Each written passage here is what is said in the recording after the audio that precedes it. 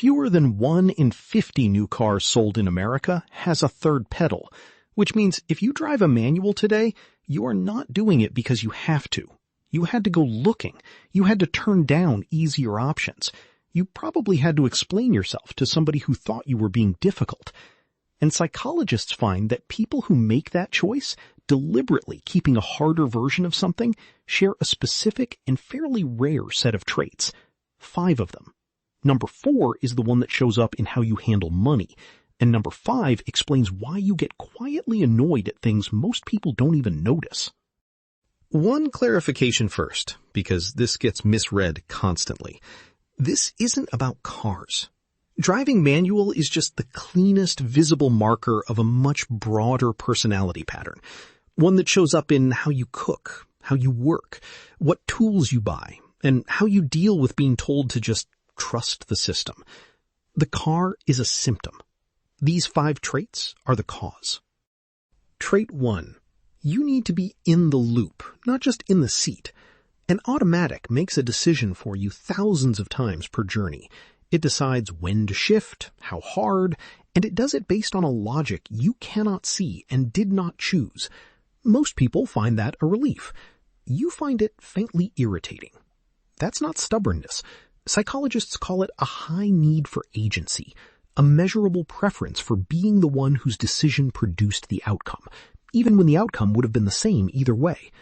The research on this is quite striking. People high in agency need consistently report more satisfaction from a task they controlled than an identical task that was done for them. The pleasure isn't in the result, it's in the authorship. Which is why "but the automatic is faster" has never once convinced anyone who drives manual. You already know it's faster. That was never the argument. Trait 2 is the one that annoys other people about you. Trait 2. You'll pay an effort to avoid paying in dependence. Here's the pattern that shows up everywhere in your life once you notice it. Given 2 options, one easier but reliant on something you can't fix, one harder but fully under your control, you take the harder one, almost automatically. Manual gearbox over a sealed automatic, cash over a payment plan, cooking it over ordering it, doing it yourself over calling someone. Psychologists frame this as a low tolerance for dependency risk. You're not avoiding help because you're proud. You're avoiding the position where something you rely on can fail in a way you have no power to fix. And the strength here is real. People with this trait are unusually resilient when systems break. When everyone else is waiting for someone to come and sort it out, you've already started. The cost is just as real. You take on work that isn't worth your time, purely because delegating it would mean depending on someone. That's the trade you keep making without noticing. Trait 3 is why you're calm in situations that make other people panic. Trait 3. You learned it badly before you learned it well. Nobody drives manual well at first. Everybody stalls, in traffic, on a hill, with people watching, which means every single manual driver has personally survived a small public humiliation that automatic drivers simply never experienced. That matters more than it sounds. Psychologists call it mastery through failure tolerance, the specific learned belief that being bad at something is a stage rather than a verdict. Most people avoid new skills because the incompetent phase feels unbearable. You've been through it, in public, and come out the other side, so your nervous system has proof. This is why you're the person who's oddly relaxed the first time you try something difficult. You're not more talented. You just already know that the embarrassing part ends. Trait 4 is the one that shows up in your bank account. Trait 4.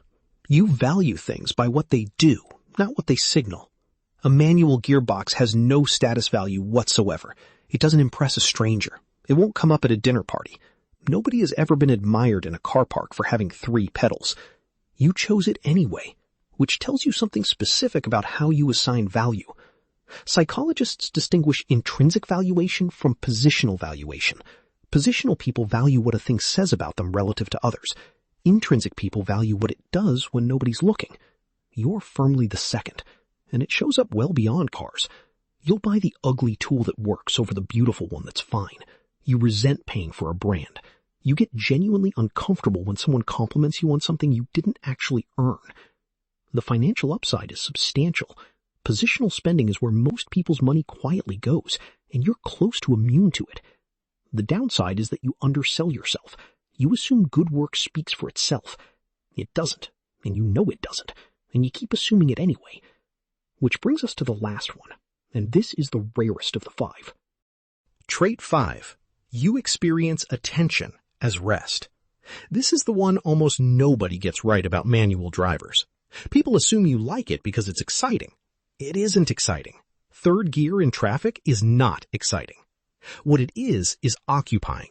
Your hands and feet have a job. Part of your mind is committed to a small, continuous physical task, and that leaves no spare capacity for the anxious background loop that runs in most people's heads. Psychologists call the state flow through moderate task demand.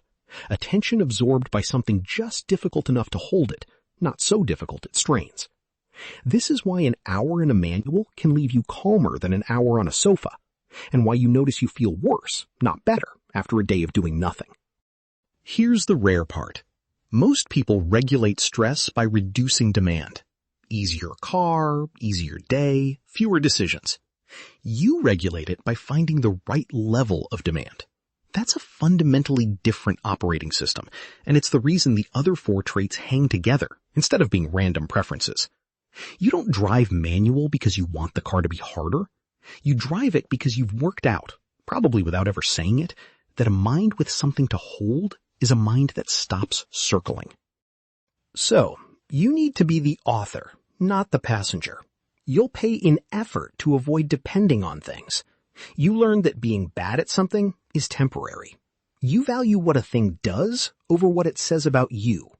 And you rest by being occupied, not by being idle. 5 traits, rare together, which is why fewer than 1 in 50 cars is built for you.